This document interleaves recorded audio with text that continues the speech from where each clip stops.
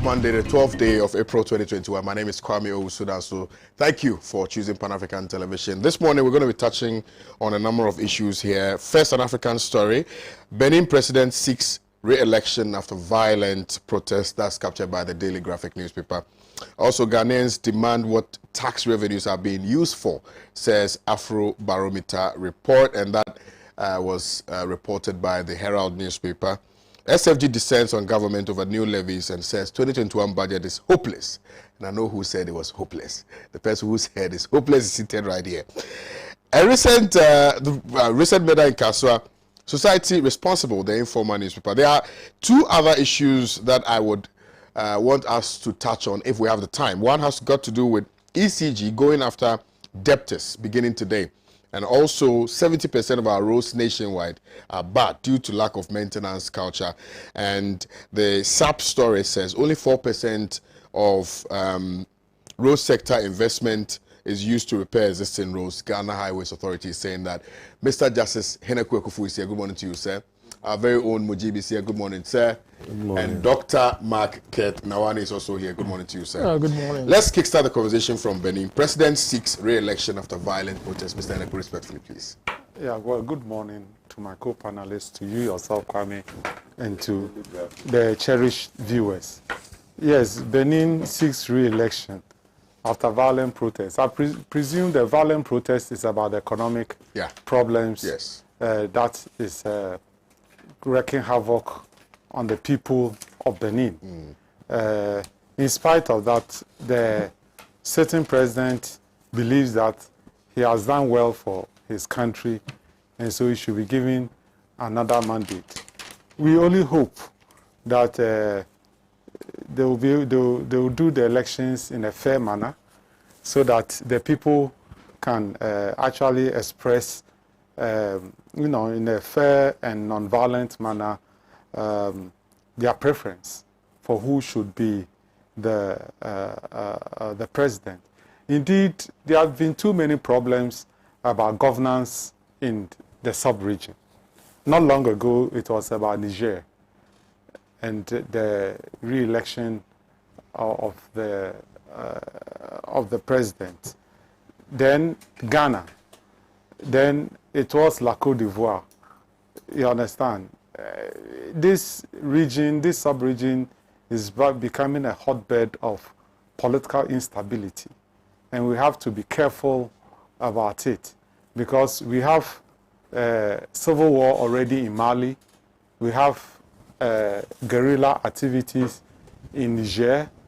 And then we have problems also in the nature of a civil war in northern Nigeria and the Cameroons as well. We are lucky the Liberian and Sierra Leonean civil war has died down. And so there's also a low-level guerrilla warfare in the Casamance region of Senegal. So we have to be careful. The governing elite will have to be careful so that fairness in the democratic process is brought about. Because if there's fairness in the democratic process, it increases the political space within the country. And so people are able to vent their anger in a peaceful manner. People are able to express themselves in a peaceful manner. And people are see themselves as being part of the governance structure, even if in essence it might not exactly be so. So I'm only hoping that whilst the Beninois president is seeking for re-election, he wouldn't manipulate the system, whether through incumbency and his hold on state institutions. He wouldn't capture state institutions to manipulate them to do his bidding to get him re-elected. It is not enough for just there to be this usual ritual of going to put a ballot in the ballot paper in the ballot box. There must be a certain quality to it. That quality is the preference and the choice of the person who is putting the ballot paper in the ballot box. Because you go and put ballot paper in the ballot box, and in the end, it means nothing. Because it does not express your choice, then of course, you will be heading for doom. Yeah. And so I only hope that in Benin there will be enough common sense and things will go well. Well, but from what you say, what must characterize a person's decision in picking a leader? Because it appears that in this part of the world, mediocrity always reigns supreme. And so, you know, in making some of these choices, what should we factor into the decisions that we take before we pick out a leader? You know, because they appear to be the same. All of them. The world has changed so much. I mean, the American people who are supposed to be educated chose Trump. Yeah.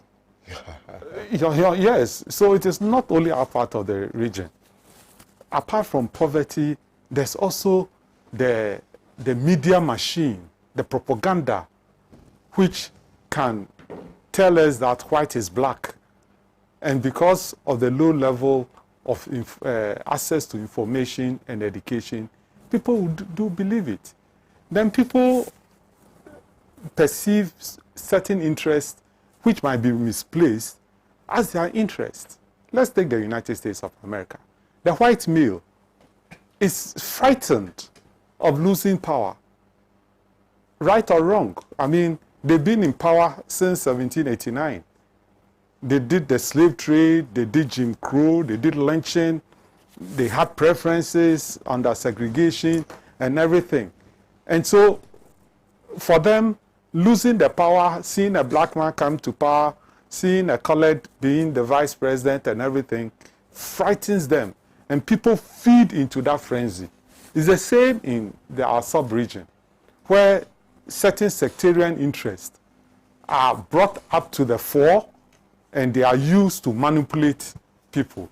Not long ago, we had the Minister of Agriculture going to Ashanti region and telling the Ashantis that, look, you have not benefited, so vote for me. Somebody from Western region, Joe Gatti, says that, oh, nobody has come from Western region to be president, although that's not true. And Nkrumah was from the Western region. And so vote for me. So they are asking people to vote for them on narrow sectarian lines and manipulating them, feeding a certain frenzy, right or wrong,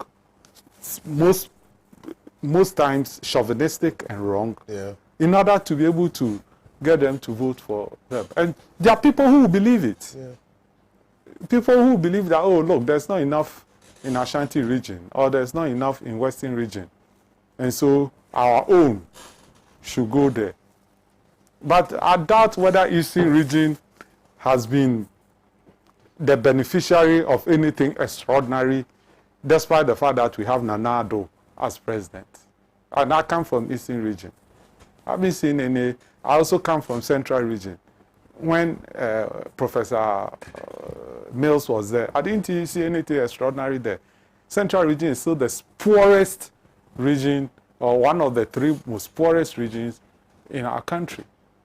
So in our inability to discern the interest of the ruling elite from the mass of the people, make sure, create a certain room for manipulation of at least identity politics. If I can identify that my own is there, it's enough satisfaction for me, even if I'm suffering. You understand? And it is not only in this sub-region, or it's not only in this in Africa. It is all over the world. In Great Britain, Southeast England, they vote en masse for the Conservative Party because they see it as their own. Scotland does not. You understand? Northern Ireland, the Catholics do not. You understand? Go anywhere in this world, zero in, and you see that sectarianism, manipulation of people's egocentric views, etc., are what is used by the ruling elite to ride into power. Thank you very much, Mr. Justice Heneku, for this intellectual explanations to what is happening in Benin now. Let me come to you, Mujib. Yeah, Kwame, to borrow what Mr. Heneku said, especially when you ask the qualities of what we should be looking in terms of electing our leaders. And I think that when they want the power, Kwame, what they come to tell us is different from when they get power. You see, but I disagree with you because we are still can do it. Like, let me borrow the Nkrumah spirit, because not quite long ago they were experiencing a magic in Tanzania, even in the 21st century. But when people lost hope and thought that maybe Africa was just in abyss, we can't manage our own affairs. But I think that for the short period of Magufuli, I think that he has changed a lot in Tanzania. And I believe that it has to do with the zeal and the commitment to transform.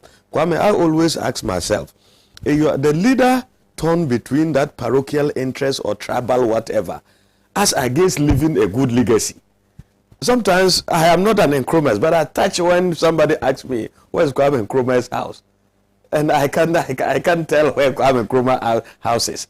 But this is a man who has superintended over the affairs of this country, and his name is indelible. With generations to come, his name will continue to mention. I hope you are getting the argument. So, what is more beautiful than you play your part, and that part is significant to the extent that generations will remember and recognize your contributions to society. So I think that it's the choice of the leaders. But Kwame, we will always elect people among ourselves. But this travel thing, whatever, Kwame, it is true. But I think that we would have been getting out of it. So Rattle put it. I got somebody from the northern part of the country who became president. What significant improvement in terms of infrastructure or in terms of industrialization have we achieved as a north? You get somebody from Akan, maybe from Eastern region or Asante region, who has been a president. What significant? But I don't think that to be the argument, because our system is national in character. So the fact that we belong to different tribes and other things, at any point in time, one of us must always ascend to the throne, and you are coming to govern. So it doesn't, you don't have the moral right to even come and skew the development to one particular group of people because you are coming there. I disagree on that, but generally the failure aspect is what I'm talking. They come and come. We don't get the right. I don't know. But I think that anybody who wants to go with the Magufuli style Kwame can change a lot of things. Kwame, let's take Ghana for instance. Kwame, per the statistics we are reading, corruption alone takes major part of our resources. Corruption, leakages in the system, taxation, it takes a lot of. I have a suggestion, and I suggested that if we had tightened the way we rake in the revenue and tighten the loopholes, the leakages, we don't need for the next 4 years to tax the people of Ghana. Especially when research has revealed that we lost about 3 billion something yearly as a result of these leakages in the system. So what can't we do it? What can't we do it as a people? How do we use it? Pardon? What comes in? Now, what comes in? Yes. And now, you and I know every now and then we've told that what even comes in is inadequate. I'm saying after paying the started government workers and everything, what is left is so small that Kwame, we can't even use that for infrastructure development. Hence, perpetual borrowing, we continue to borrow. Kwame, the problems is here. If we are able as a people to address the problems, our cultural setting to a large extent is inimical to our growth. Kwame, the laws are not working. Somebody can come on TV and boast of owning 100 and something houses in Accra alone. Ask yourself, how much property tax does the person pay annually? Do they pay tax? If they were to pay tax, they won't come and be boasting because they will not be prepared to tell us the exact number of their houses. And most of these houses are used on commercial purposes. And my little economists, whatever you do to make profit out of it, you are bound to pay part of your profit to the state as a tax. We don't do it. And the state authorities are also sitting unconcerned. Mr. Inequity, look at what has happened in Kasua. I repeatedly said it here. Our lifestyle is informing what we are experiencing now. Kwame, Ghana virtually has reduced to class society, and nobody cares. Source of income is not questioned. Nobody cares. Whatever, whether you go to kill, whether you go to do whatever, is the end that they are looking at. Within a short period of time, if I become rich, Mr. Inequity will not ask me, or will not begin to question, we're all here, so what happened? Is it the normal railway, the hard-working way? If it's the hard-working way, it can't happen so sudden. So why? But Kwame, everybody, we are just like a loose horse. Everybody is going in his or her own direction. And we can't live our lives like that. The better we have to sit up and change. Kwame, you have involved in a financial malfeasance or corruption, and you have been caught, the law is taken because you are related to A or B or C. You see behind the scenes, a lot of things will be happening to set you free. Is that how you build a country? Look at, is it Australia or Norway? The prime minister that broke the law on COVID. Norway. Norway. She's been charged. It doesn't matter who you are. Kwame, until we redirect ourselves on that part, I fear for Africa and Ghana as a whole. You fear for Africa. Well, these are very interesting perspectives there. I think the point about the tribal political strategy that is being used by some people was predicated by, it was not his own narrative. It was It was predicated on the even look at recent let's go Ghana. We look at recent by a great minister and then subsequent chamberlain. That's what she's. I don't look at it on tribalized, Kwame. It doesn't. Yeah. You see, we will not get to where we want to get to if we want to situate things in those contexts. It won't help us, Kwame. Yeah. This tribal thing. But Mujib, you see, the truth of the matter is that I don't feel responsible for the impunity that is happening in this country. Why? Because I'm not part of the ruling elite. It doesn't matter. Listen. I don't take policy decisions. I don't make policy decisions. All that I can do is have an hour by the courtesy of Kwame to come and sit here and vent out.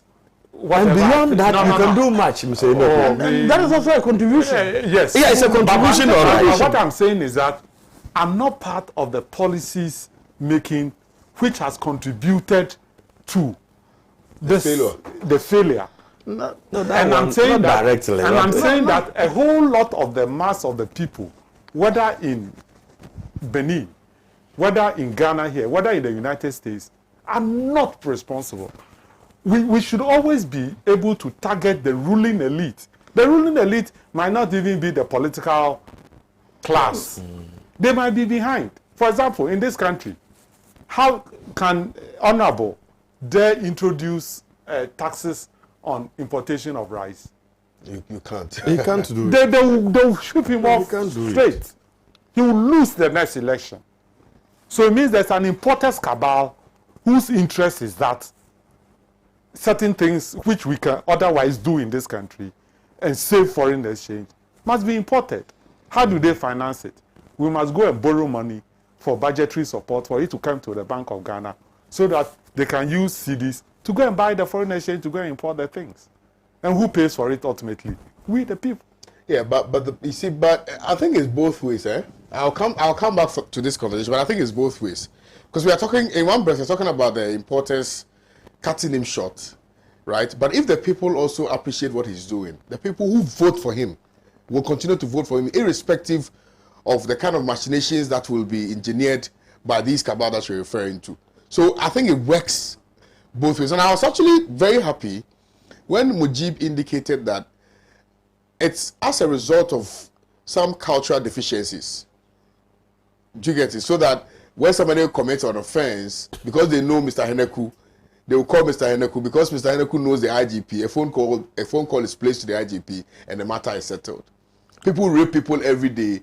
Nobody does anything about it. So the law will continue to be in the books. And but Kwame, who are the people who will call the IGP? there are people at the top. Oh, clearly. You, the ordinary person. But they call the people at the top Yeah, in favor of the people down there. Yes. Yeah, you, the ordinary person. Yes, sir. You dare break the law, and you realize that the state in this country really exists. The point is, the ordinary person will break the law, will place a call to Mr. Heneku, who is in a certain class. Mr. Heneku will place a call to the IGP. So oftentimes that's the chain that I'm referring to, and in fact it's clearly the case.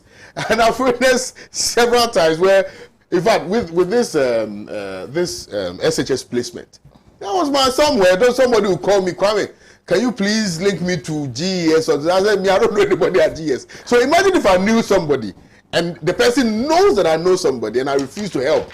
I'll be the bad person at the end of the day. So that's the societal deficiencies that culture you are talking about. Yes, that's what I'm referring to. And it is because the systems are not working. Absolutely, that is why it. people had to use people to get it done. Undoubtedly. Kwame, you said you have a placement system. At the end of it, some are not being placed, and parents are frustrated. So they have to find ways. They don't even know where to go and get the issues addressed. So why wouldn't they inundate? There's a gamut of issues. It's a gamut of issues. So people. Yeah. I mean, let me come to Dr. Nawani. Let me say good morning to the viewers of Pan-African TV and also to my constituents. Yes, we're there. We're there. Yeah, we're on recess. So. Then every day you have to be in your constituency. Yes. They're enjoying. Why? The recess. Oh, Parliament, you are enjoying. What sort of job is that? What sort of job is that? Yeah, enjoy. Get kickbacks and things. From where? Yeah. From where? From betting. Oh, no. That's the imagination. The committee, if they are to be paid, it might be there are certain allowance. But sometimes, you know. But no. It's not. You see what I was talking about? Of course, it when the thing is black, they convince you it's white. Even when they know, they calculate. Then you know it's white. But they will tell you it's black. It's not a matter of bribe. When you admit your conscience will come and disturb you for that. No. It's okay. I mean, there's nothing. Even they are come and disturb you. Put this man into trouble this morning. Please. There's nothing extraordinary. Yes, say good morning to my constituents. Zinambe Pan-Africa Television. Kwame, the issue about the Benin president seeking re-election and it accompanying violence is due to what I always term the way, I don't know whether it is an African syndrome. Because if you look at what is happening there, it's just like what has happened possibly in Ghana here, what has happened in Nigeria, Burkina Faso, Cote d'Ivoire, Guinea. Nothing new is happening. What is happening there is that once again, a president comes to power. Initially he spoke about coming for one term, but of course, changing your mind is not the issue, but persecuting his political opponents. Anybody that he thinks that is a threat, they either find fault with him, in terms of his business, in terms of his possibly political career, and the person has to either escape or sometimes even be sent to court. So this is what is happening. So his finance minister is in court. Some other people who he thinks that they are a threat, they all find themselves in court. A judge has to run away from the country because they expected the judge to pass a certain way of judgment, and he did not do it. And so the judge thought that it was not safe to be in the country and had to escape from the country. This type of picture, that is painted of what's causing the political violence over there is not unique to Benin. And that is what we should look at and probably take a cue from it. That it's a high time that if we say that our democracy is maturing, our democracy is improving, this is not a matter of going to vote and counting and handing over power from one government to the other, or handing over power from oneself handing over power democratically as is claimed. But the way the whole governance takes place, the way some of these people are persecuted, whether it is genuine or not genuine, the way we relate to our political opponents, whether they really deserve to be part of the process, or will find a way to alienate them, to get them out of the political process in order to pave way and make things easy for us. President Patrice Talon and I think the vice president is called Mariam Talon. When they came and they promised that they were going to fix everything up within 4 years, I think people hailed them, and they've made some successes in terms of infrastructure. And then he was a cotton magnate, and cotton production has increased a lot in the country, bringing in revenue to the country. These are achievements which we can't take away from him.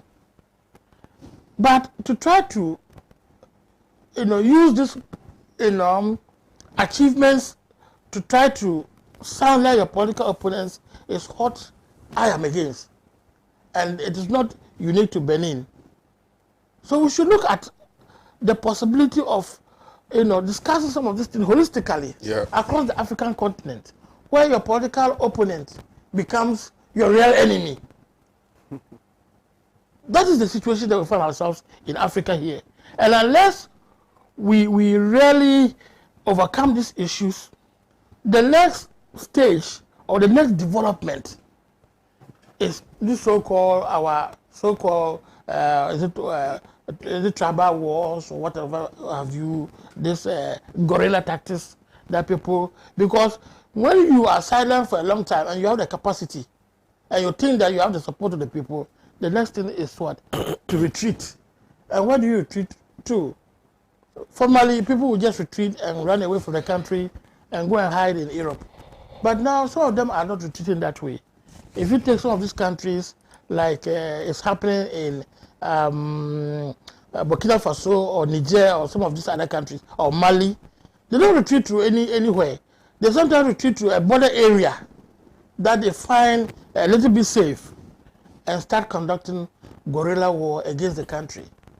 So let us look at this thing holistically as a sub-region and see how best we, as people living in sub-Saharan Africa, we can put our act together. Our people are poor.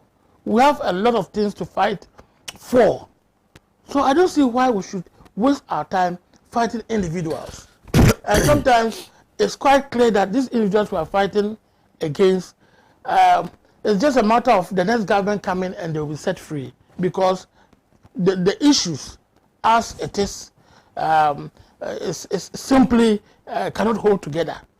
And let's come to our country, Ghana. It's the principles, like I'm saying, if you look at the way our banking cleanup was done, up to now, I don't know whether 3 years down the lane, 3 years down the lane, what are the criminal charges that has come out with in terms of this banking cleanup?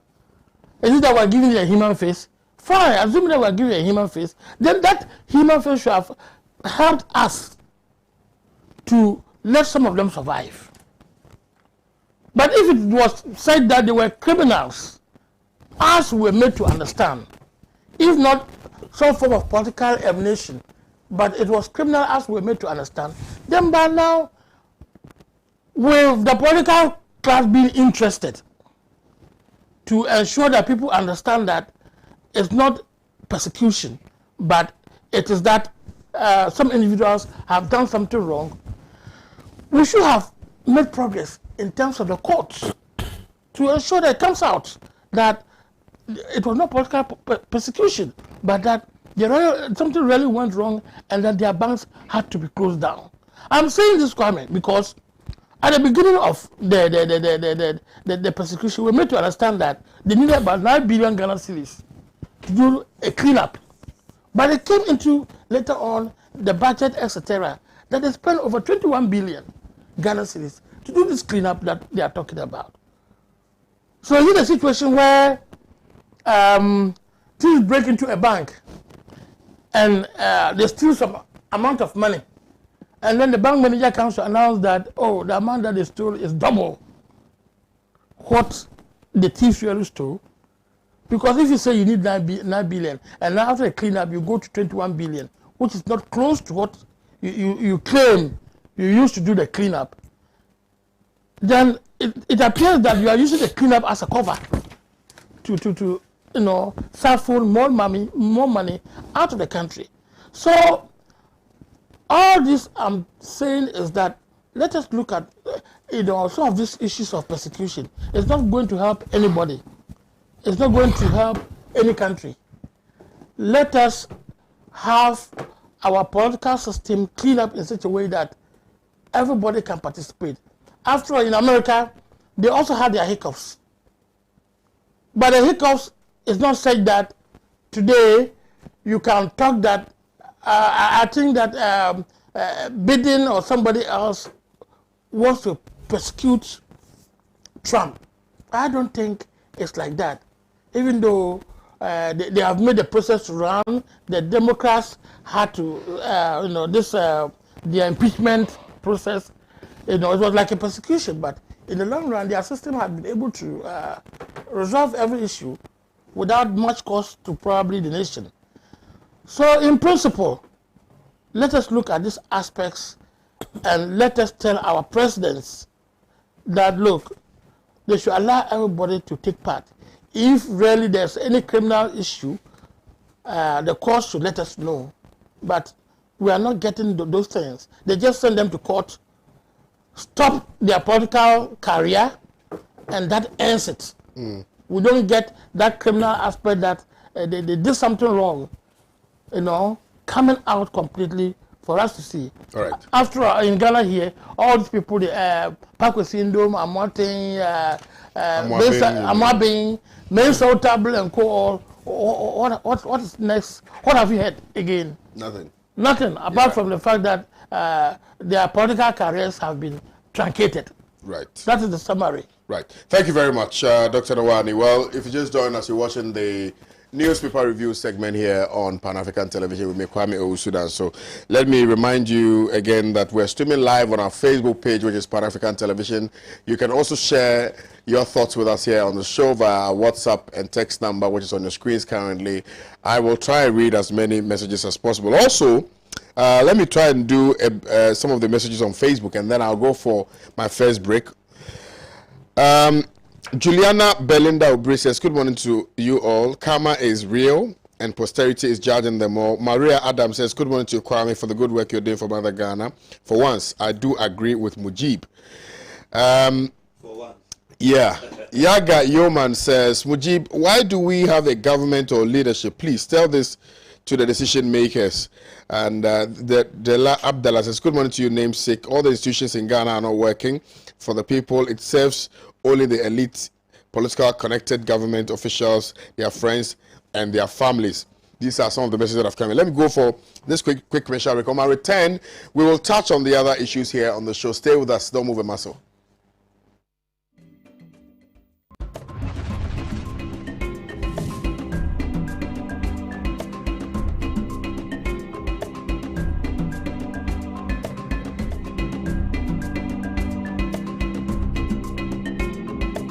Every day, he has a drink filled with malt. Every day, he has a drink filled with malt and milk. Every day, he has a drink filled with malt, milk, and cocoa. Every day, he needs the nutritious goodness of Milo. Milo, the energy to go further. This advert is FDA approved. Every day, he looks after his brother and chases a bus. Every day he looks after his brother, chases a bus, and learns new things. Every day he looks after his brother, chases a bus, learns new things, and gets back home. Every day he looks after his brother, chases a bus, learns new things, gets back home, and helps his mom. Phew. That's why every day he needs his cup of Milo filled with the nutritious goodness of malt, milk, and cocoa. Milo, the energy to go further. From Nestle. This advert is FDA approved.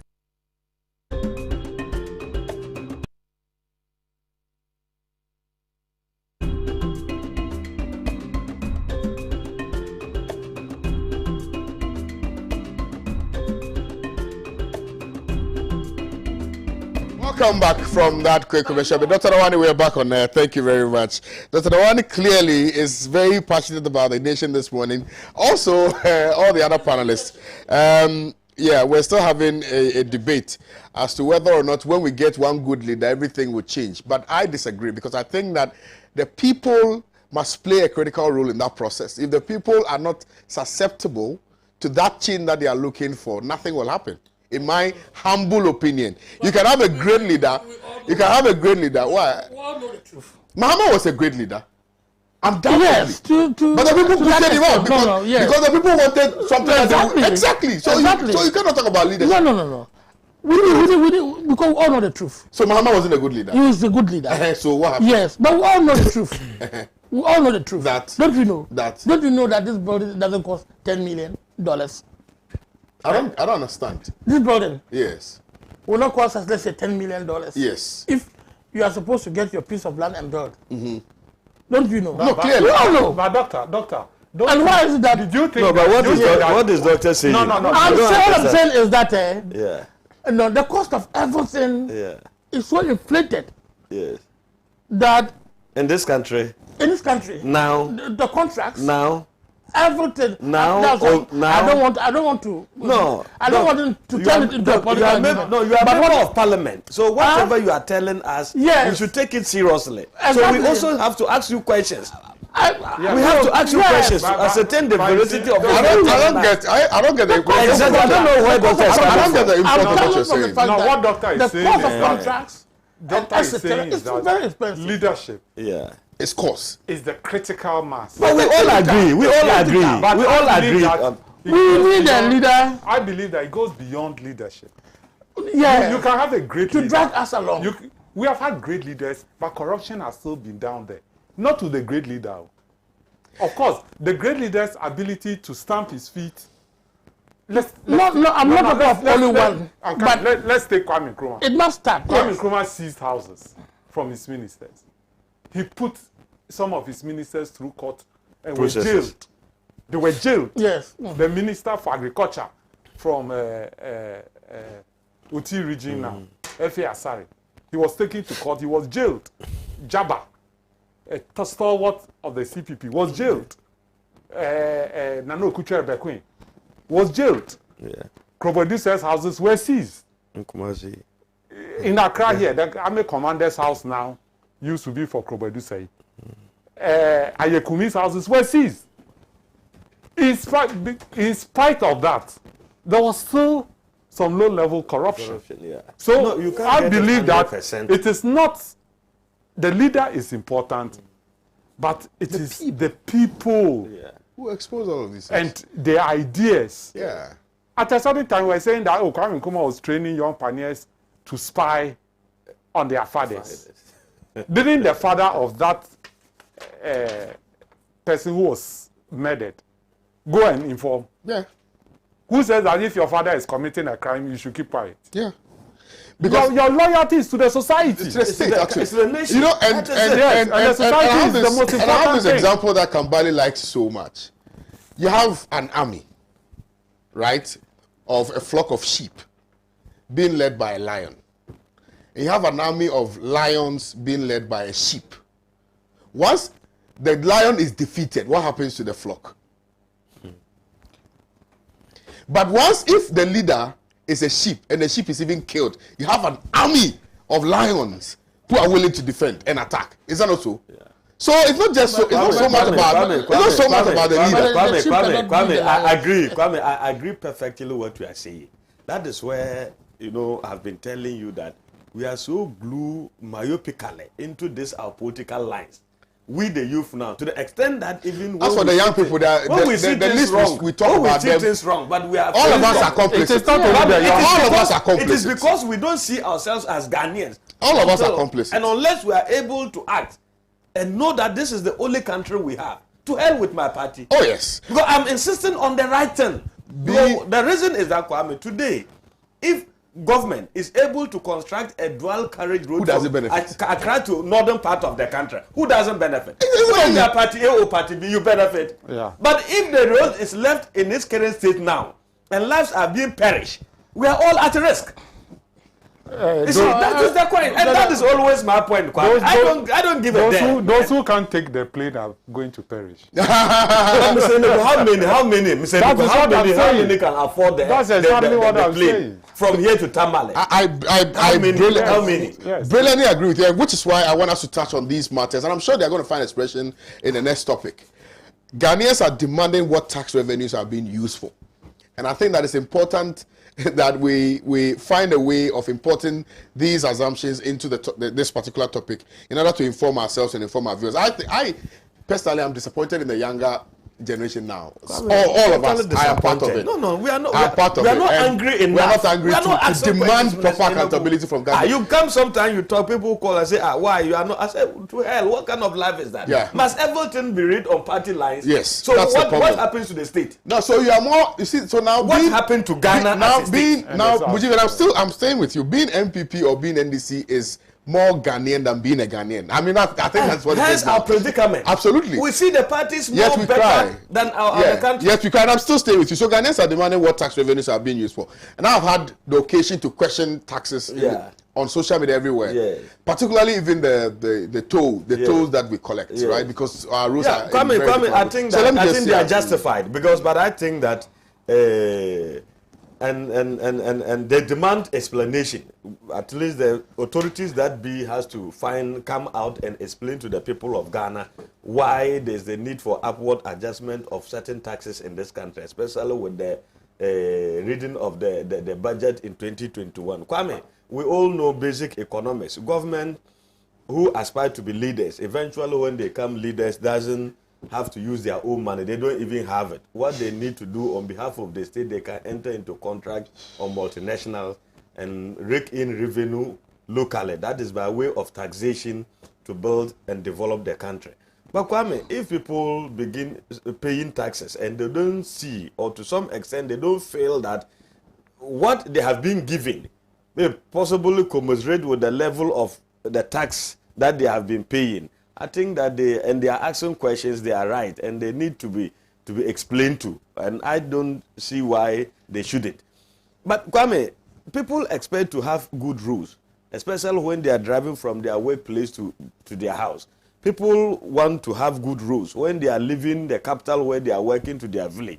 It's very important. In the neighborhood, people need street lights, because to be able to curb the menace of what? Robbery and pickpocketing. People need constant water, potable water, of course, to run in their houses. As a result of that, I think that we have done well as a country by way of our contributions in terms of payment of taxes.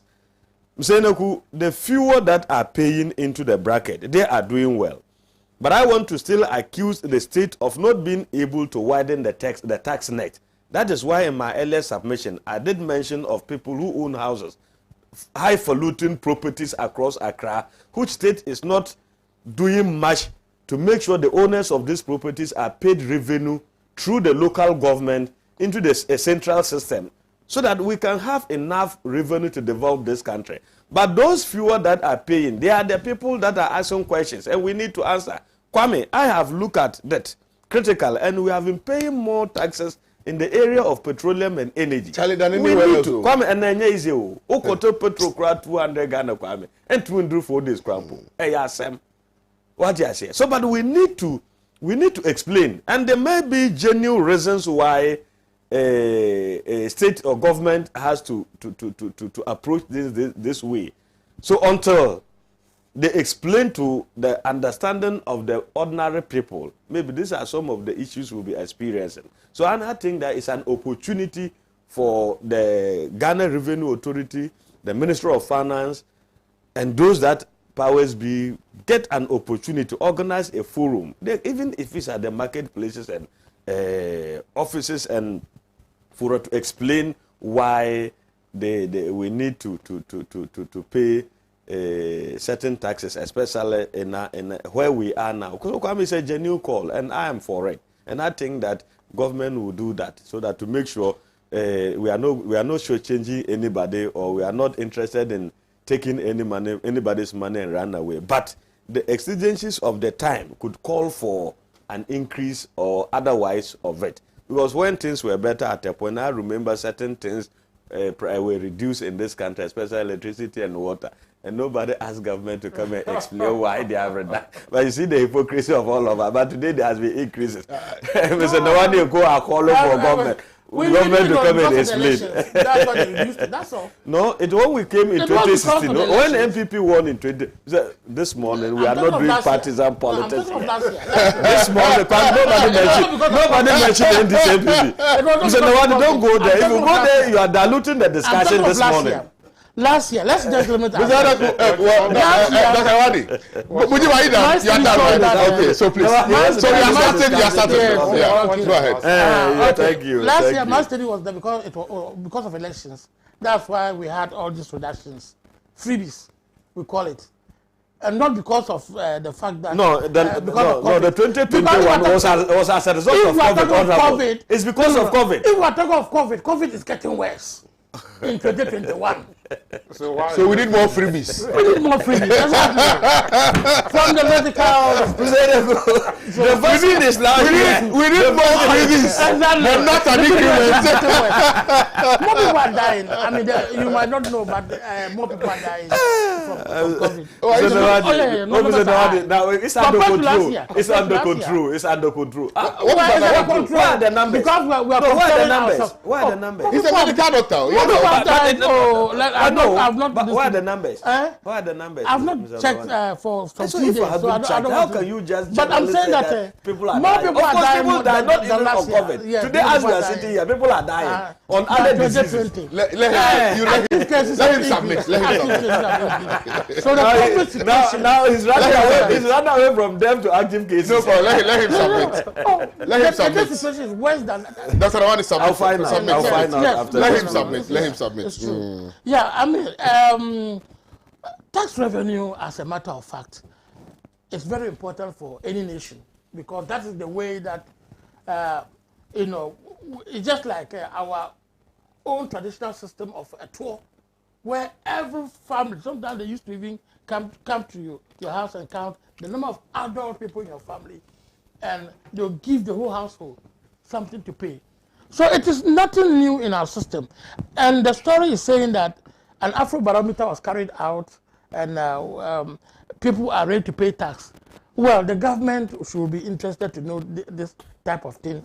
And a favorable Afrobarometer or a study like this favors the government. That yes, after people are ready to pay, and if we as the opposition, we claim that things are going high, it's possibly our own this thing, but not that people are not ready to pay.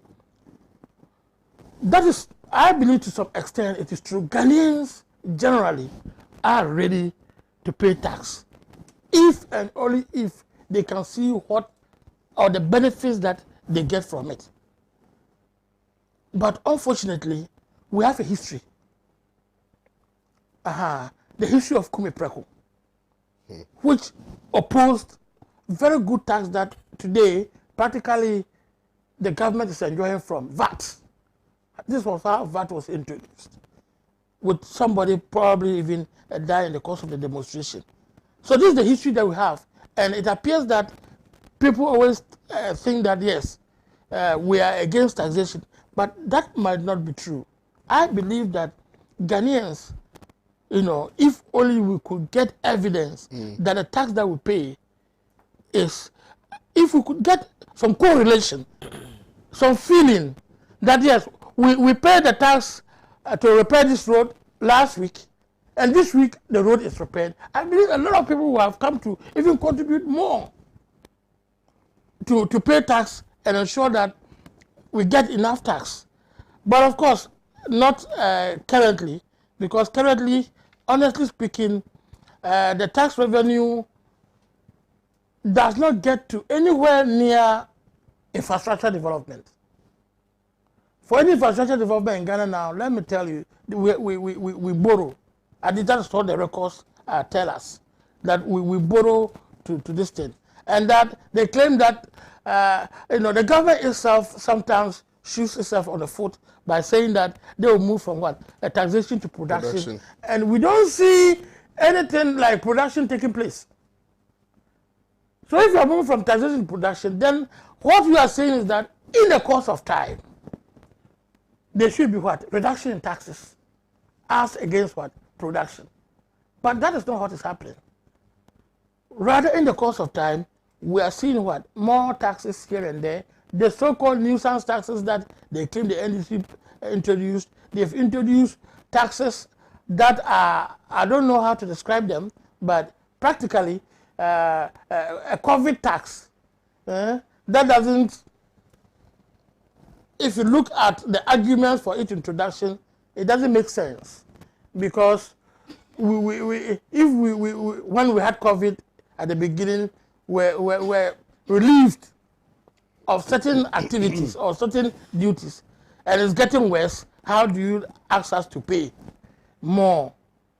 It doesn't make sense. Then border tax, everybody agrees that the sanitation problem in this country is practically going out of this thing, out of hand. The government, when it came, I remember in 2018 when the president delivered his State of the Nation address. He said that he is going to make the Accra the clean city in sub-Saharan Africa. I don't know whether he still stands by that this thing, or possibly when we shouted, "Oh, but you are left with 1 year." He said, "Yes, yeah, but I'm left with one year to do it." Now the 1 year has come to pass, and the situation remains what? The same. Now they are introducing this so-called border tax or sanitation, improvement tax. Our problem, I always say, our problem is not whether the tax is good or not, but whether when the tax is collected, it will be used for the purpose for which it is meant.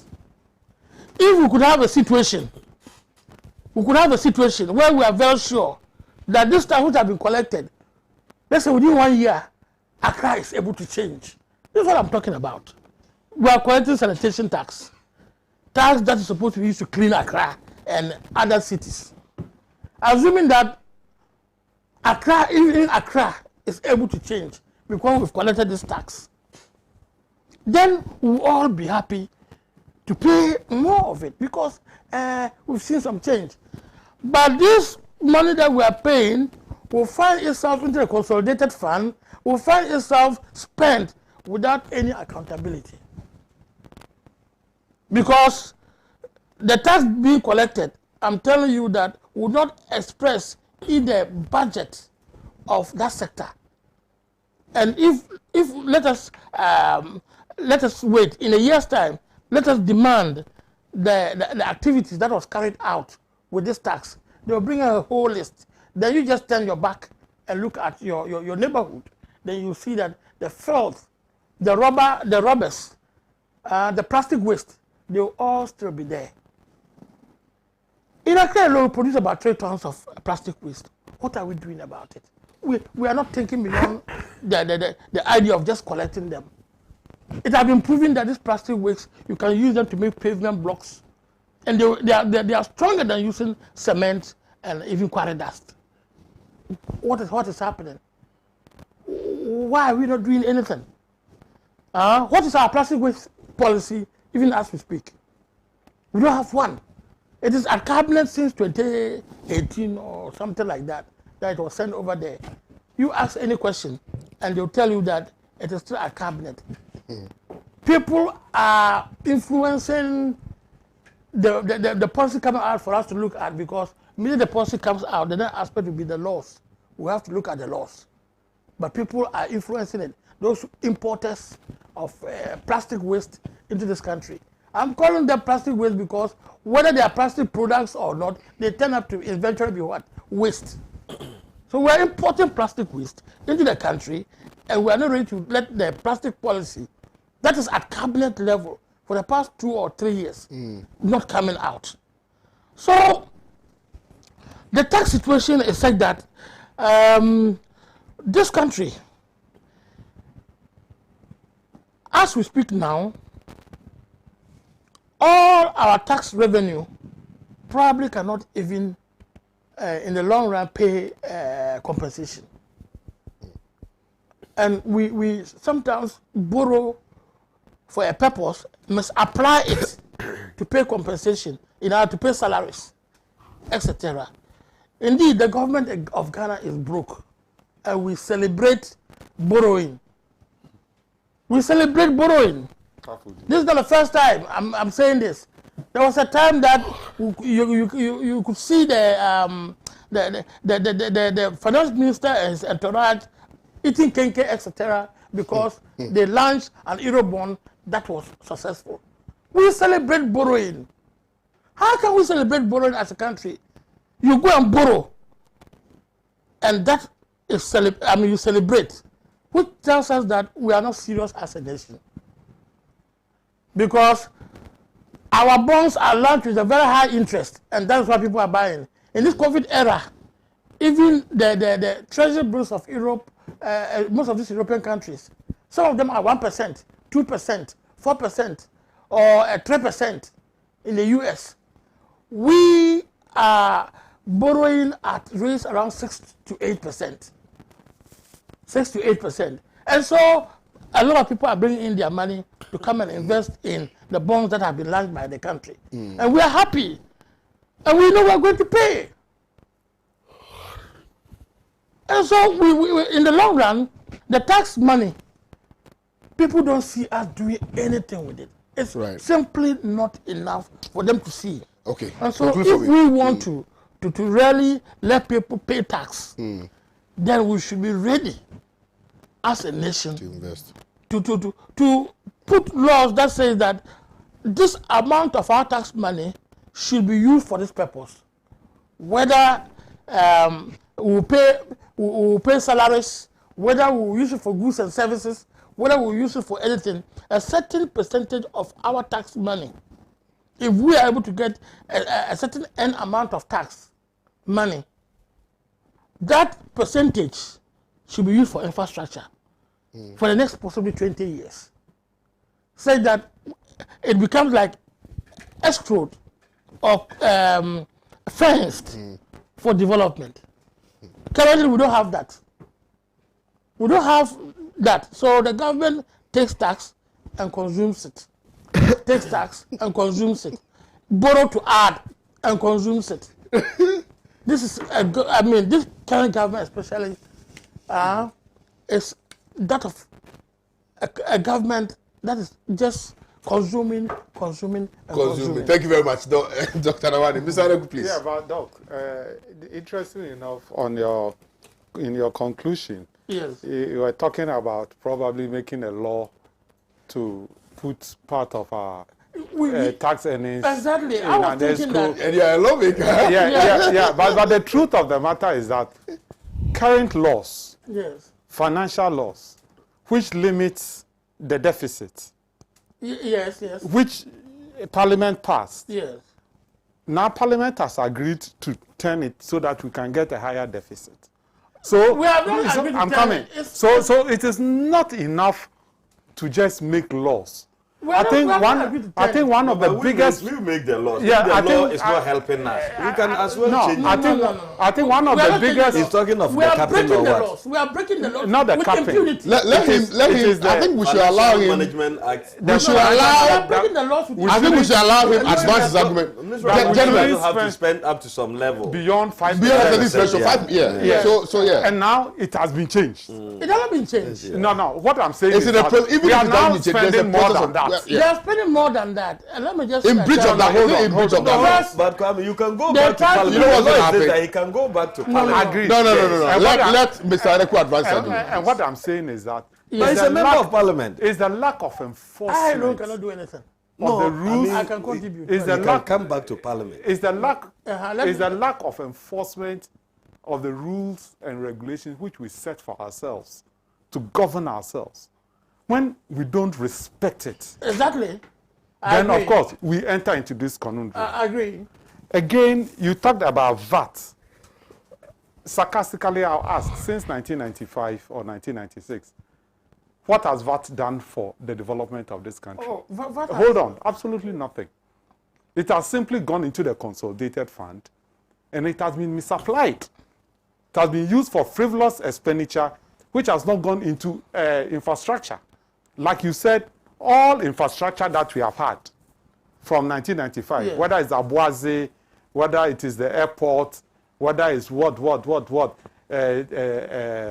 Tuabo, it has all been paid for by loans.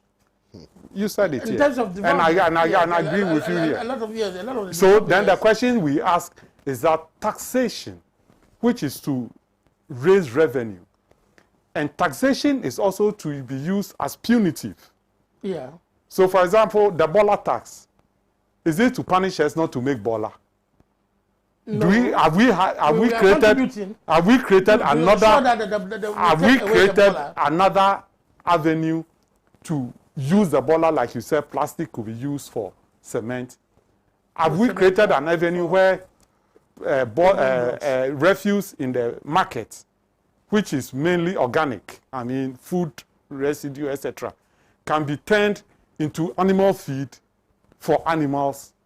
You understand? These are some of the questions we ought to ask about our taxation. No, let me make some. Let him finish. You make you made some submission that whether the laws. It's true that the deficit. First and foremost, they try to present to us an accounting process that tries to deny that there have been this amount of deficit. We are supposed to do less than 5%. And I think last year we did around 9% or so, or even more than that. Dr. Mark. Yes. And what I'm saying is this. They try to present an accounting process. We are not saying only one side. Yeah. Like in accounting, yes, it's both sides. No. You see, they broke the law. They broke the law. What did you people do? What are we doing? You NDC people, what did you do? We brought all these issues in out. the parliament. We brought all these issues out. And that is what is the president doing to his finance minister? But you passed the finance minister. Let's not go back to that argument. You passed the finance minister. We passed him because for every action that if you can beat them, join them. That is what happened. But you. That's what happened. We just kept quiet, but that's what happened. So in 2024, Ghanaians should also say that we can't beat MPP, so we'll join MPP. It's not, for every action, there's a reaction. Equal reaction. Yes, there was a reaction. Yeah. They have broken the law. You are happy the law. You are happy. We cannot do anything. You are happy to talk. We are supposed to bring it out. You wouldn't like how you not sanctioning them and calling them out. It's all of us. Dr. Mark, let him advance. You understand? Just make your point. Yes, I'll let you they have broken the law. We all accept it. Yes. And we also accept that you people, the NDC people, yes, you are in the parliament there. Yes. Even if you can't overturn it. Even if you can't overturn it. Hoping that we can get a coalition. I can appreciate. We can get a coalition. Let him advance his argument. Hold on. We succeeded in Ejapa because we had a coalition Ejapa is coming back. But let him make his point. With civil society. Let him make his point. Without civil society, Dr. Nawani, the 106 MPs. Dr. Nawani. The rain is on fire. He's on fire. Prominent people. Because you've stepped on his tail. Recent activities is always making people think that we are in bed with the MP. We can never be. But you said if you can't beat them, join them. That's what you just said. If you say you can beat them, that doesn't mean that you have joined them. It doesn't mean you are in bed with them. But you are in bed with them. It means that it means that we are not getting the proper coalition. What are you talking about? Okay, that's what it means. Can I speak? You can't do anything. Okay, let him make his point. Coalition from where? No, he understands. Coalition from where? Civil society. Let him make his point. With the pastors who were preaching against us. With the government. Let me make my submission. Let him make it. We are falling on the ground. Come and hold us together. Come and hold us together. Do you know the way Dr. Nawani is behaving? A man who is down fears no fall. Fear no fall. You see, all that I'm saying is, yes. All that I'm saying is that it is not enough to just blame one side and not blame the other side, which could have done something. This is what I'm not getting you right. No, yes. No. But because you're not letting me learn. No. There's something. I'm not getting. No. You should bring the same thing. Just write it down. I'll let you respond. No. There's something. The same thing. There's something you are not doing or you are doing is the fact that you have passed the appropriations law. Yeah. You have passed the budget. You understand? We didn't see you taking a last stand that, 137 people have voted against the budget. That 137 people We count ourselves in the chamber before we do all these things. have voted No, against we the count appropriations ourselves. law. That's how we You kept quiet. understand? We counted ourselves were the disadvantage on the floor. Can he at Yes. least No, make no, his no, no, point? no, no. Yeah. You don't want him to make his point? He's misinterpreting the whole situation. Yes, so let him misinterpret. You We correct him counted later. Let him Three misinterpret. of our people, listen, they all went for, let me tell you the truth of what happened. They went for an ECOWAS meeting. No. They went for an ECOWAS meeting Yes. in Sierra Leone also. Yes. That they one. were not- but I they were- wanted but Mr. They threw Ereku. their three people in. They were not the only people. Dr. Awani. Our side also went. You people threw your three people in. And what happened to your people? Our people, only one person was able to come. You know arrangements, they threw their The three more you people in. they see, the more No, the no, no, NDC no. tries to explain, the less we understand. No. Let Mr. Ereku make his So they point. had the majority. So can't you also Which organize? is it to you are funding the thing. You think that Which is funding it. you think we can charter a plane to fly Do you pay? our people? Does the party pay for people to go to ECOWAS meetings? Or it is the state? The state Or is pays. it ECOWAS? is the And the state. state knows So how what to are you do talking to about? bring some But, relief but, from. but, Dr. Awani, let's do this. They also know how to bring some relief. Dr. Awani. It's okay. Let him make his We point. know that I mean. Honorable Dr. Market Nawani, please let him make You his see, point. Today he's bleeding. all that I'm saying. What has happened recently, All that I'm saying I is believe that that Let him land. I'll give you an issues opportunity. have to come out for interestingly people, enough, for people to know the truth. in this country, Because the voting did not take place because interestingly of enough, that. in this country, we were inundated with shouts Too of victory no. for having elected their The speaker. Exactly. And the speaker could not have postponed the voting. So all your people were in. No, you cannot. Why can't he? Why can't he? Oh, the business committee. Eh, The business committee. and so, No. the business committee and so. The business committee brings the issues up. Let's Even in the course of the day, the addendum. He can lobby, but he cannot postpone. He can lobby. But he can't. He could No. Oh, the business committee. He can't change the business committee. But if there's a The possibility business of committee is lobbying, always referred to the majority side. That is why he allowed this thing, voting by shout instead of voting by Ballot. secret ballot. What time was that? What time was that? For the appointees. What time? No, For the appointees. it's usually agreed. And that is why your It's guy, agreed. and that's why some of Yes. your guy, the guy from Bolgatanga, Yes. what's his Adongo. name? Adongo left the He chamber left, yes. so that he wouldn't be part of it. But the MP, the speaker, could have insisted that there should be. The speaker cannot insist. It's not a And then there have been a this is not the secret speaker's vote. the work. Adongo would have voted against the president. No. It's not the speaker's work. It is the minority group. They would Is that- have. They would have. No. They would have. The insisted. majority group comes up. And this so is you the thing. agree that there should be the shout. What is that? When we know we will lose, why should we be going around losing? What do you mean by you knew you would lose? We know the numbers in the chamber. Anyway, I've not spoken about We have counted the number in the Taxation chamber. That's the work of the whip. today. I've not We spoken are about. down. We are down with 4 people, I 5 think people. today your missile is Hiroshima. No. What Let is me talk happening? about. You don't understand the workings in the chamber. Oh, yeah. Look, We have counted ourselves. it We is know. this same. It is time. The time we're going to technical- speak, the time we're going to let the speaker, It is this we same. knew we had a chance of Listen, winning. Kwame. So it is this same. we can techniques. protest It is after this- the voice vote. Doc, They let want me speak. this thing. But It is this same techniques, yeah, technical procedures and things that the Supreme Court used to throw you out. no. Yes, and you were crying, That you were one- squealing.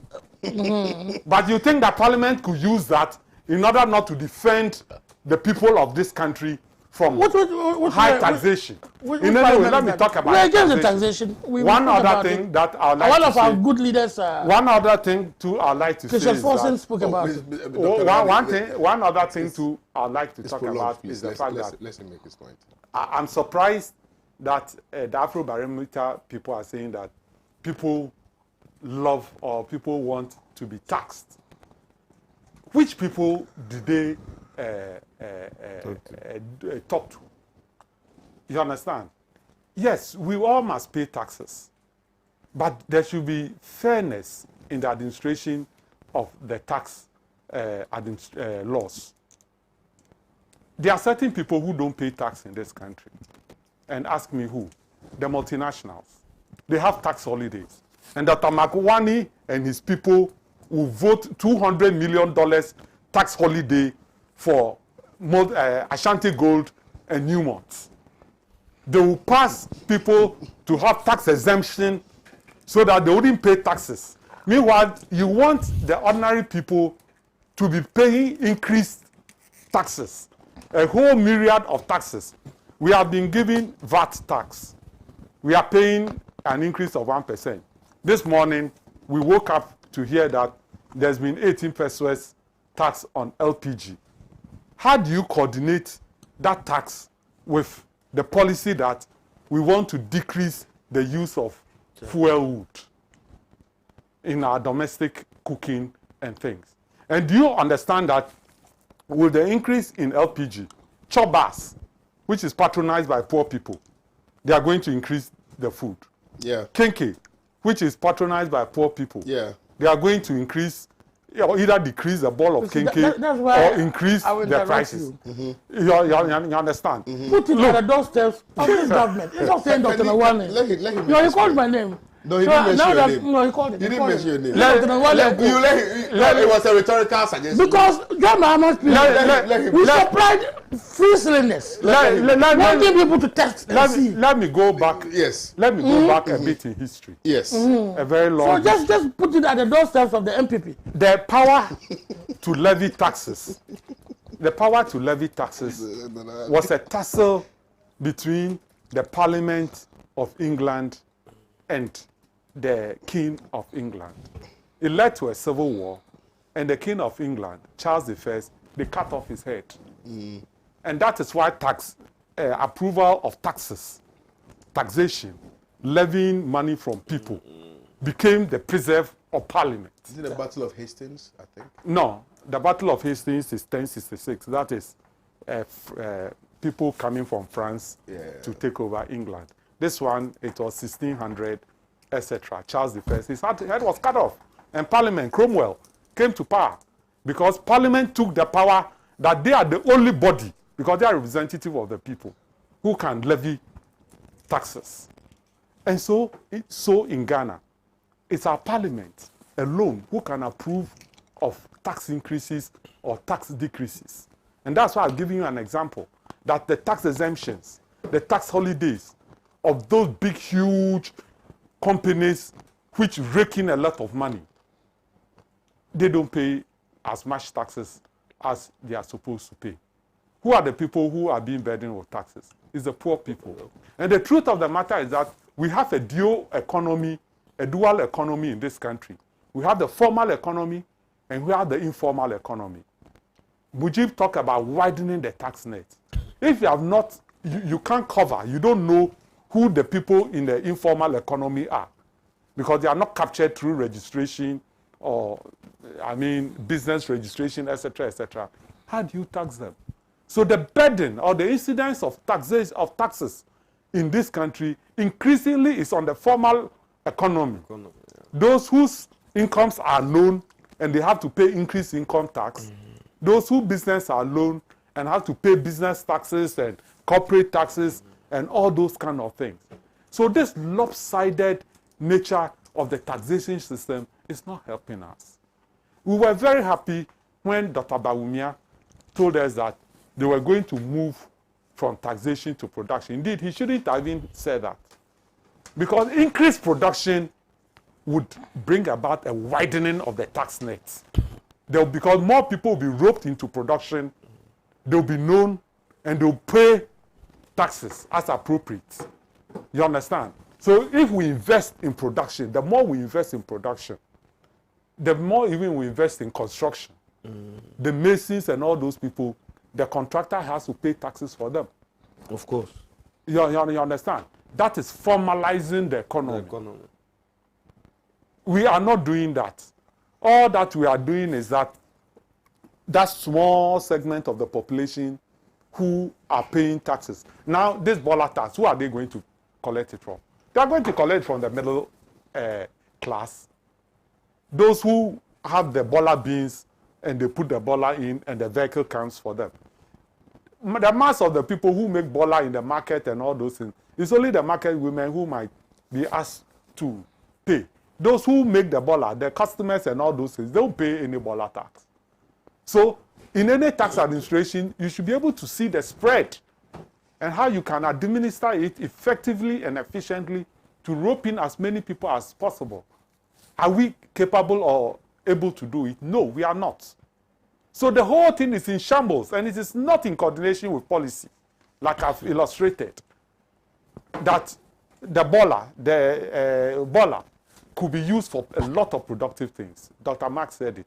The plastic could be used for bricks. Yeah, bricks. Yeah. The organic waste from the farm gate right up to, and 30% of our farm produce go waste.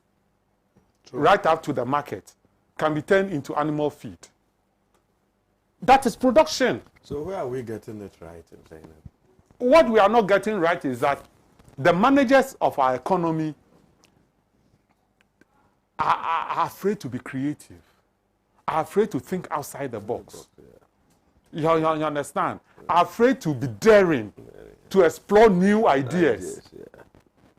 They always want to go with the conventional wisdom. Yeah, that one. But if you go with the conventional wisdom, we'll still be, because we have been going with the conventional wisdom for the past 30 years. And the results we are reaping is the same. So we go and borrow 3 billion euros. More than half of it is going to be used to pay old debts. Yeah. The other one is going to be used as budgetary support. Yeah. And what does budgetary support mean? Budgetary support means that Bank of Ghana and others will have more foreign exchange. Yeah. And the importers cabal can be able to go and buy this foreign exchange to import things and destroy the market for our local rice producers. Chicken. The poultry people. Yeah. Because we don't have a good policy about importation. If we had a good policy about importation, either we increase the tariffs and taxes on that, or we would reduce the taxes for the poultry and for the rice farmers so that they can compete, because that is what is being done in Europe. We had a brilliant idea of having free SHS, which meant what? Which meant that we're going to increase the number of the enrollment. We go back to the Achampong model, Operation Feed Yourself. Is your government willing to do that?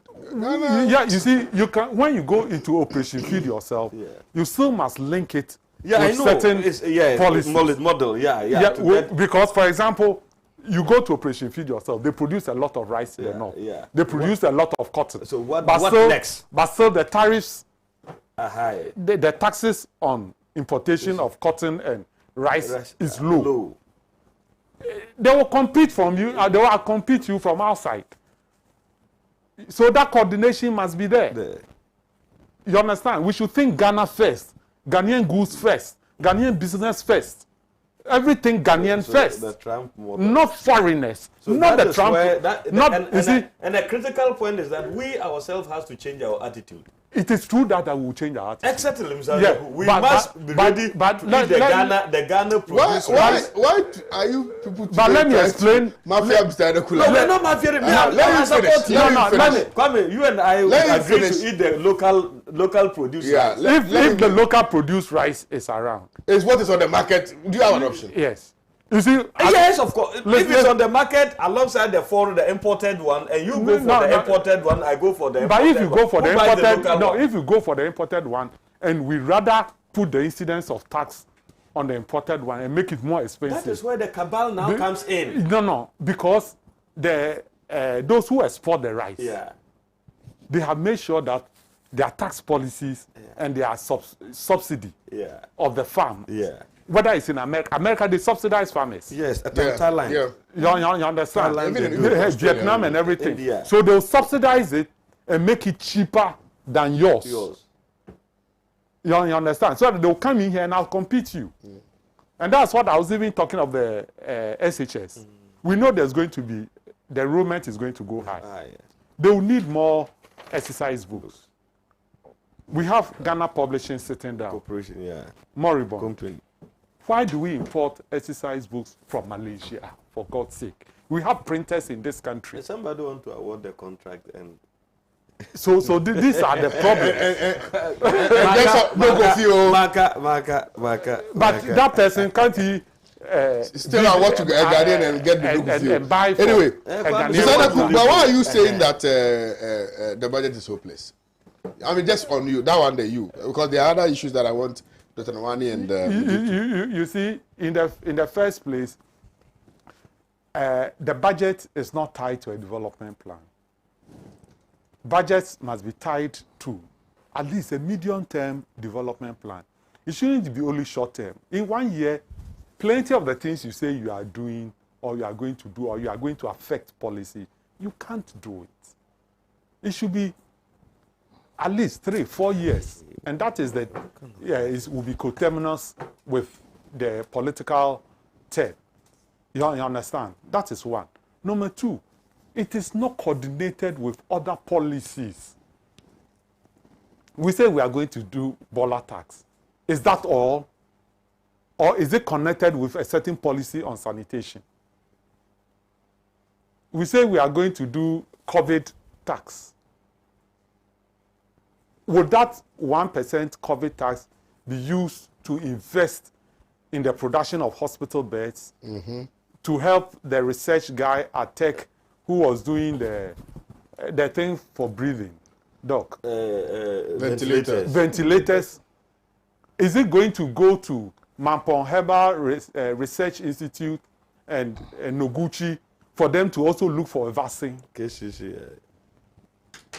Or it's just one way of just collecting money for it to go into consolidated tax, and we don't know how it is spent.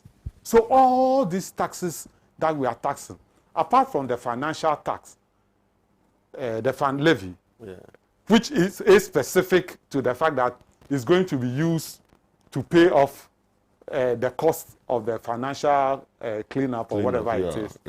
Which of the other taxes is directly connected to a policy issue which we can use to measure by the end of the period? But all this is going into the consolidated fund. So then from there, that is where the VAT 1%, is it going to reduce consumption of imported goods when you are not at the same time doing any policy which will help the poultry farmers increase local poultry, local eggs, local rice, the rice farmers, the cotton farmers? You are not doing anything for them. So what is the VAT 1% for? What is it aimed at for? Just collecting money and putting in consolidated fund and using it for general expenditure. And that is why the budget is hopeless. That's why it's not coordinated. Right. Thank you. Well, the WhatsApp number is on your screens now. We're also streaming live on our Facebook page, which is Pan African Television. Dr. Mark has been on fire. I'm telling you, I hope he maintains the fire. ECG goes after debtors beginning today. Daily analyst. Dr. Nwani, should we pay?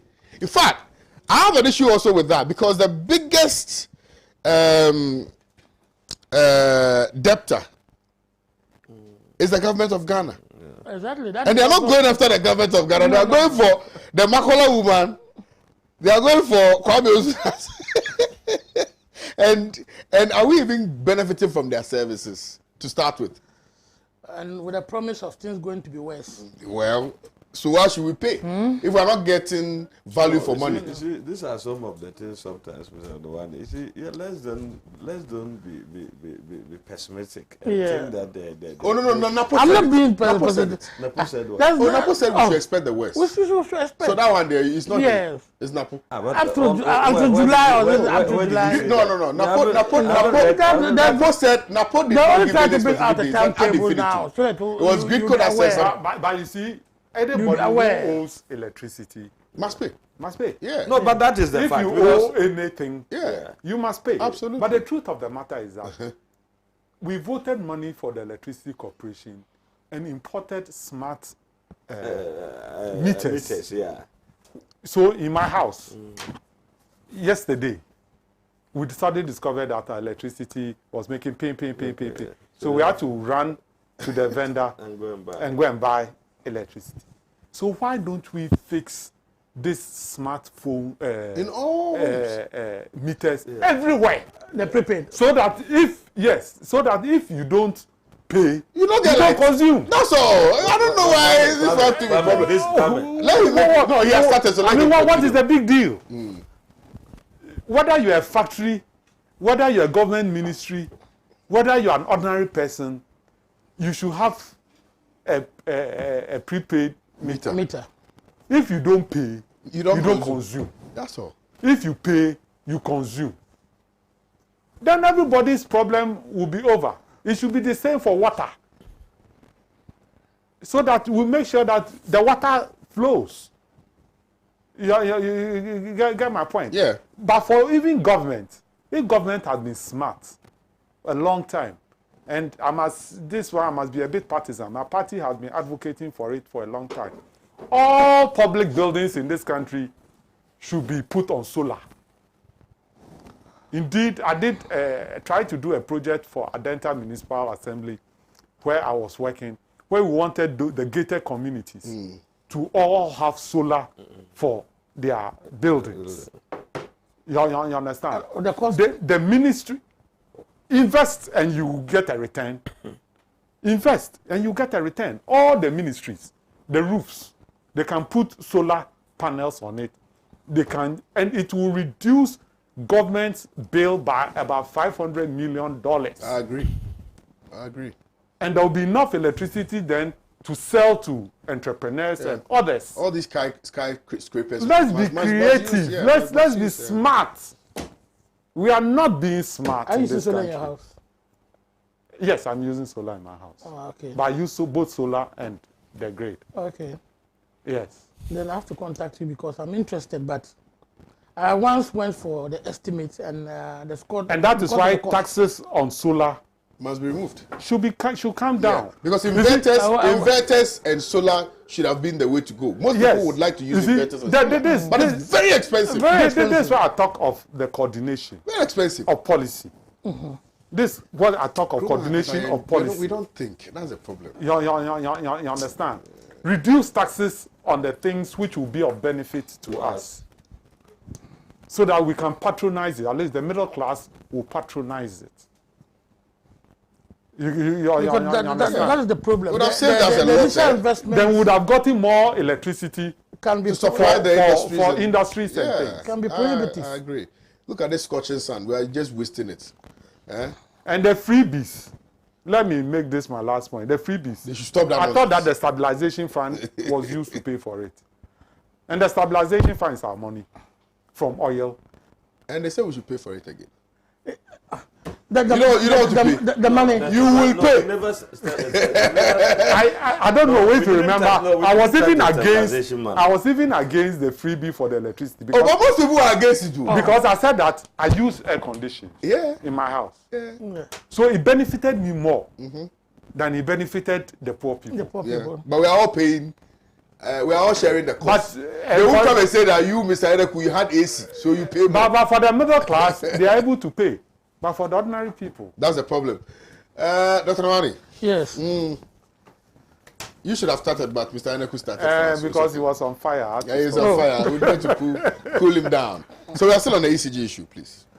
Oh, yeah. The ECG, I think we need to pay our debts. Whatever the situation is. I think that there's supposed to be an increase here and there. And even though I'm seriously against any increase in any of these utilities, because the COVID situation, we are not yet out of it. And if we're able to get some release, this is not the time for them to reverse it or take back even the release.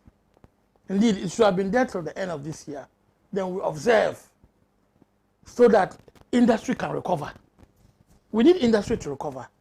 We need all the small-scale industries, especially those who use this electricity, the hairdressers, etc. Their business went down. And so we cannot just think that after elections they have recovered, and so we should get back and even increase the tariffs on the use of electricity, water, etc. So the government should look at this situation very well and try to see how best it can possibly either maintain the levels or probably reduce it if possible. But if they cannot reduce it, at least maintain the levels. But we need to pay our bills. After the electricity bill, I always say that we all need to pay. And like Mr. Yonaku was saying,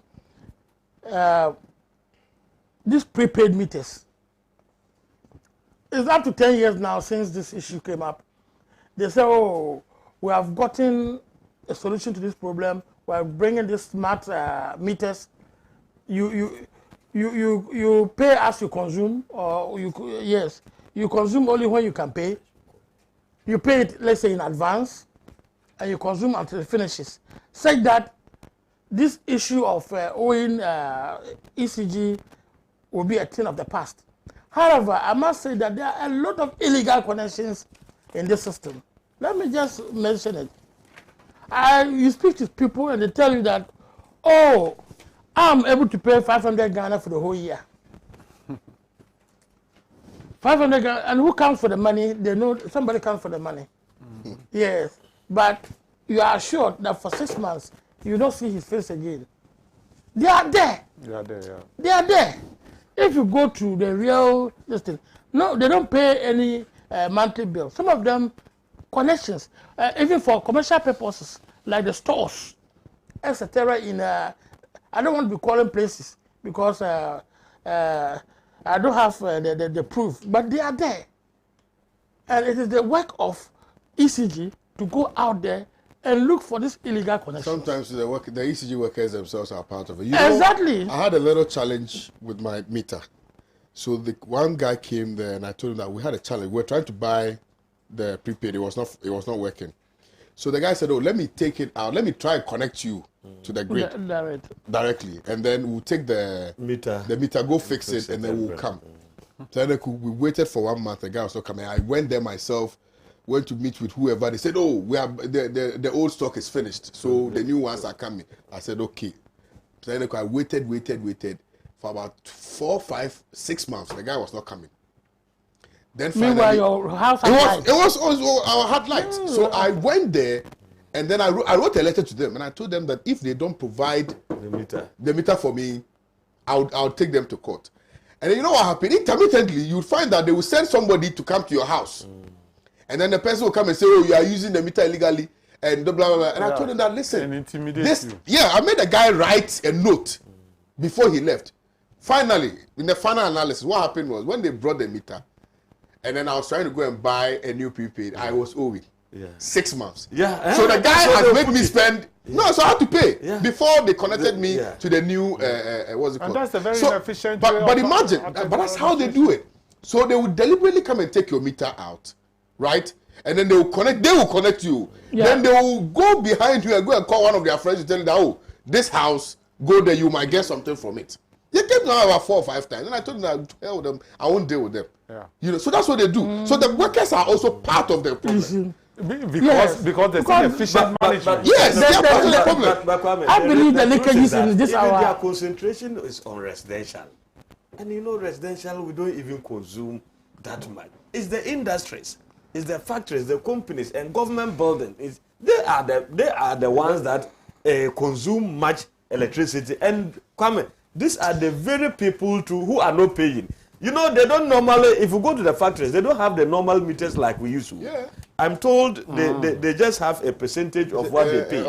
Whether, I don't know how calculation is gone into it. Whether it commensurates with what they use monthly or quarterly, I don't know. But I believe that no, there should be a way of measuring what the companies and industries consume monthly. Yeah. But they concentrate. You come to family residential. How much is it? You know that one of the guys came to chop my 500 Ghana. How much is it? Residential how much the total megawatt. They know where the problem is. Like Mr. said, government is owing, institutions are owing ECG and VI. Let's talk about it.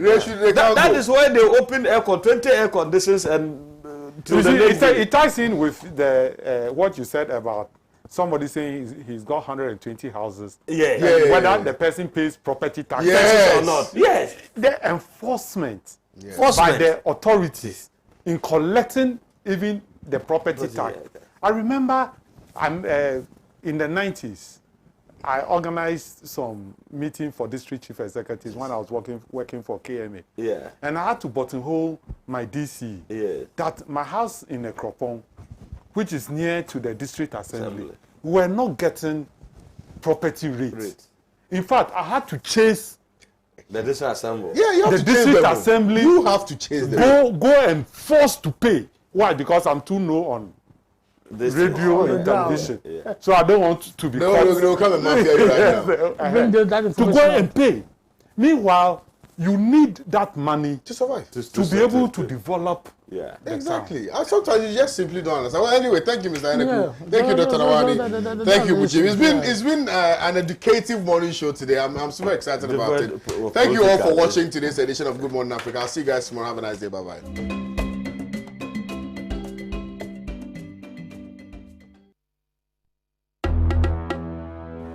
Hello? Okay, wait a minute. Why? My wife comes and send a message. You have to speak on almost